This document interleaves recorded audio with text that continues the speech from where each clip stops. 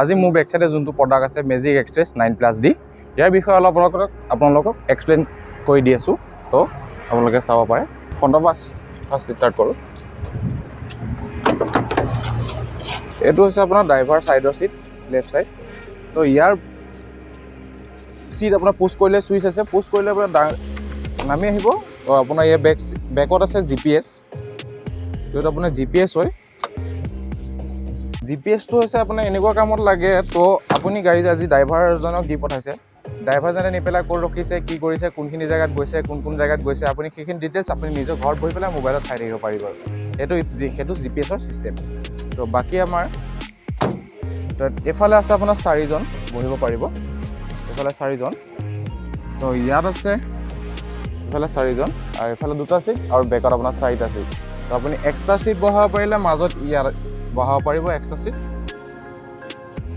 তো এইটো আপোনাৰ আছে বেক সাইডটো এইটো বেক ডোৰ আৰু লগত আপোনাৰ স্পেয়াৰ টায়াৰ আহিব আৰু স্পেয়াৰ টায়াৰ সাইজ হৈছে আপোনাৰ 13 তো আপোনাৰ এইটো সাইডৰ দৰজাখন ওপেন হ'ব এখন তো দুইখন দৰজা ওপেন হয় ইয়াৰ তো ইয়াৰে ভিতৰৰ এইখিনি তো এখন আপোনাৰ মাইলেজ ফিউল টেংকটো হৈছে 26 আৰু আপোনাৰ মাইলেজ ফাৰ্ষ্ট মাইলেজ দিব 15 আশপাশ তো আপোনাৰ 10,000 ফাৰ্ষ্ট সাৰ্ভিসিং আছে 10,000 সাৰ্ভিসিং হোৱাৰ পিছত আপুনি যদি লং জাৰ্নি দিয়ে লং জাৰ্নিত আপুনি 17+ পাব তো আপোনাৰ তেলৰ টেংকি বিষয় এইটো তো আমি ফ্ৰণ্ট সাইডে ড্ৰাইভিং সিটৰ হ'লে আহোঁ তাৰপিছত ড্ৰাইভাৰ সিটৰ এইটো হৈছে ড্ৰাইভাৰ সিট ইয়াত দুটা সুইচ আছে এইটো পুশ কৰিলে নামি আহিব ইয়াত আপোনাৰ জেক আছে আৰু লগত আপোনাৰ বেটাৰী আছে জেকৰ লগতে এতিয়া ড্ৰাইভাৰ সিটটোৰ বিষয়ে অলপ কৈ দিছোঁ ইয়াত আপোনাৰ পুশ বেকৰ কাৰণে চিষ্টেম আছে তলত এইটো আগ পিছ কৰিব পাৰিব আপুনি সুইচ আছে ওপৰতে লিভাৰটো দাঙি দিলে আগলৈ আহিব পিছলৈ কৰিব এইটো কৰিব পাৰিব তো আপোনাৰ ইয়াত এটা ইকো মোড আছে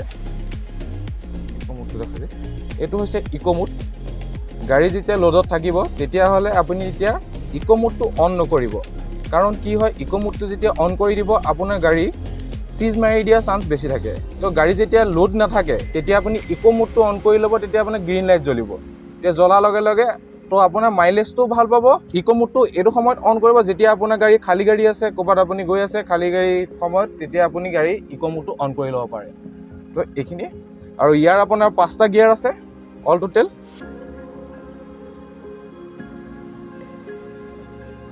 আপোনাৰ যেতিয়া পেচেঞ্জাৰ গাড়ীত উঠিব তো ইয়াত হেণ্ডেল আছে হেণ্ডেলত ধৰি পেলাই আপুনি ওপৰত উঠিবলৈ সুবিধা হয় তো ইয়াত উঠি পেলাই আপুনি ধুনীয়াকৈ